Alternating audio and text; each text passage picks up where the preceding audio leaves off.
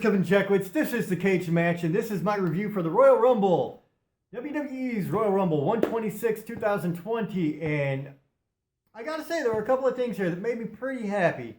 I kind of already knew there were a couple of matches going into this I just wasn't going to care about, and I already called one of the matches almost verbatim, and so we're actually going to get right into that. Okay, so to start out with your pre-show, you had Natalya on the panel, and of course she's just talking about the Women's Royal Rumble match and her spot there, and not a big deal.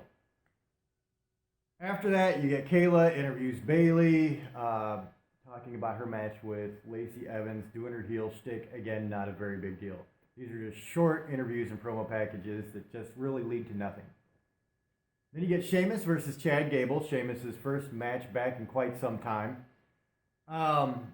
And it was at times slower than I would have liked. I would honestly have liked them to have made a shorter match where they just kind of went after each other. Sheamus has always kind of gotten winded toward the end of the matches. I mean, he's a big guy.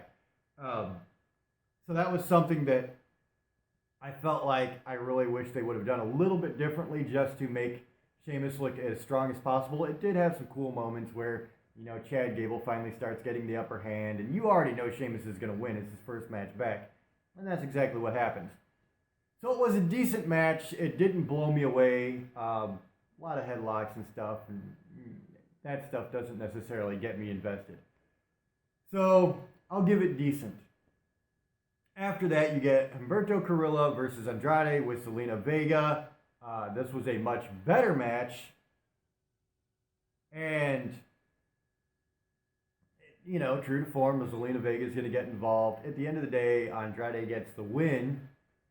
And it was a really good match, though. This was definitely my wheelhouse as far as, like, what I get into with wrestling. These two guys are absolutely amazing, and they've had some amazing matches together. And I actually think it's really ironic because a lot of these guys, where I say, you know, these two guys are good together, Andrade is one of those guys, like him and Rey Mysterio are magic together. But Andrade is super, super talented and can make anybody look damn good. He's one of these guys that, I mean, I don't know that he can have a good match, to be very honest. And when you put somebody the caliber of Humberto Carrillo in there, it's just going to be a fucking barn burner of a match. And it was. So Andrade gets the win. Good stuff all the way around. Then you get a Charlotte Flair interview, again, talking up, you know, winning the Royal Rumble, same shit. And then you get a Kofi Kingston interview. So you had 2 matches during the pre-show, and then 4 interviews that all amounted to nothing. They were all like 5 minutes or less, and they were all talking about, you know, the Royal Rumble match, or in Bayley's case, her match with Lacey Evans. And that was it. That was the pre-show. Now the main show kicks off with Roman Reigns versus Baron Corbin, and this is the match that I called pretty much verbatim. I wasn't going to be that interested in it. It was going to have some big shots, supposedly big shots, and they were going to run through the basic routine of a no-holds-barred match, which is essentially what all of these matches are. They have a bunch of different names for basically the same match. This is a false count anywhere, but it's no-holds-barred. You knew that Bobby Roode and Dolph Ziggler were going to get involved. You knew the Usos were going to get involved. Sure enough, that's what happened, and that's kind of what kept things entertaining toward the end. You had some big dives from the Usos. One in the back, there was a bunch of staging that one of the Usos jumped off of. That was pretty high up, dude. So, you know, that was a pretty cool spill there. But at the end of the day, you knew that Roman Reigns and Baron Corbin weren't going to be able to sell this match on their own. And they didn't. At the end of the day, Roman Reigns gets the win. There is absolutely no surprise there. He, at one point, put Baron Corbin in a porta potty and tipped it over. We've seen all that before. There was nothing even in it. Baron Corbin came out perfectly clean and dry. So yeah, it's kind of a waste all the way around. Then you get a Mandy Rose, Sonya Deville interview where, again, Sonya Deville's talking about how she's not going to go against Mandy Rose in the Rumble. You get the women's Royal Rumble match itself. I mean, it was your basic Royal Rumble match. They didn't have a whole lot that stuck out. Big moments here were you had, I think it was Liv Morgan comes down and gives Lana the first elimination, and they should have left it there. Like, if they'd have left it there, it would have been a great spot, but they instantly ruined it by Liv Morgan going up to the top and Lana pulling her off and all the way out to the bottom of the ring. And you could hear the crowd audibly boo that because it was a stupid fucking decision. At the end of the day, Charlotte Flair wins, and I don't know that there was a whole lot more to it. They had some cool like spots where, you know, Bianca Belair and Alexa Bliss, they both came out 1 and 2. And they lasted quite a while. It wound up back to just those two at one point. So Bianca Belair had a pretty good showing. But the way it was constructed, I mean, it was your basic Rumble match. Then you get Kaylee interviews Baron Corbin. He says he's going to get revenge on Roman Reigns in the Rumble match itself. You already know that's not going to happen. He's uninteresting, and that's just where it is. Then you get Bayley versus Lacey Evans, which honestly wasn't the best match.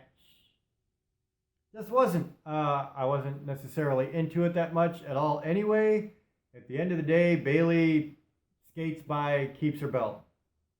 Then you get Daniel Bryan versus Bray Wyatt in a strap match. And this is one of those gimmick matches that, you know, things just kind of look painful.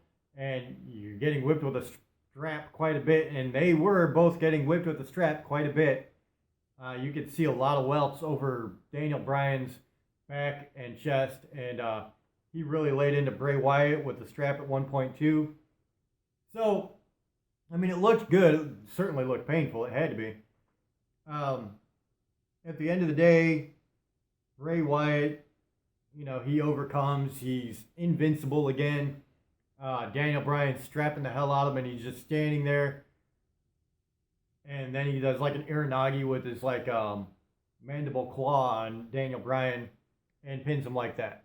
So it was honestly a pretty good match. I mean, these guys definitely put their all into making it look legit, that's for sure. So there it is. Then you get Asuka versus Becky Lynch. Another good match. Kairi Sane was out there.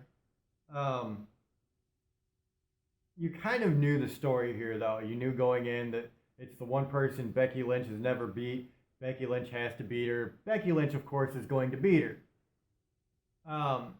So there wasn't really any surprises, but it was a decent match. Kept me entertained. Then you got a Street Profits promo. Same shit it always is. And then you get the men's Royal Rumble match, which was really the talk of the night, in my opinion. This was the pinnacle of WWE for once. You have Brock Lesnar. He comes in, and he's just throwing everybody over the top. Like, you knew this was going to be how they started it. You absolutely knew that they were going to start this with Brock Lesnar dominating whoever walked out. And that's exactly what happened. And I think it was like 16 people later, he was still dominating. So, I mean, that's how they pretty much ran the first half of the Rumble. So you have all these guys getting dominated, and then you have Ricochet and Drew McIntyre in the ring with Brock Lesnar. Brock Lesnar, he's got his focus on Drew McIntyre. Ricochet comes up, kicks him in the balls from behind. Drew McIntyre hits the Claymore kick and kicks Brock Lesnar right over the top rope. Eliminates Lesnar. Everybody pops at that. Like, there was some massive reaction for that. So, then the big thing at number 21 is Edge. Adam Copeland is back in a WWE ring. And that was phenomenal. The pop there was huge. We heard a lot of rumors about Edge coming back. and sure enough, there he was, dude. So that was amazing. And they did some really cool stuff with that. Edge come in, he's just spearing everybody right off the bat. And then him and Randy Orton, who used to be a tag team, of course, kind of team up for a while, and they're trying to take people out. And eventually, Randy Orton looks like he's going to try to RKO Edge. Edge turns around, and he's like, whatever, it's the Rumble match.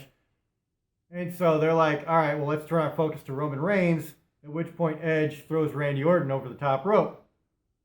So that was pretty cool, man. From there, it comes down to Roman Reigns and Drew McIntyre. And everybody thought that Roman Reigns was going to get this, and nobody wanted it, you could tell. But no, dude, they legitimately, and I mean legitimately, gave it to Drew McIntyre. That was amazing. I've been waiting for this for a long time. Drew McIntyre is one of those guys who's got a lot of passion for the business. He's worked his ass off. He's a damn great performer.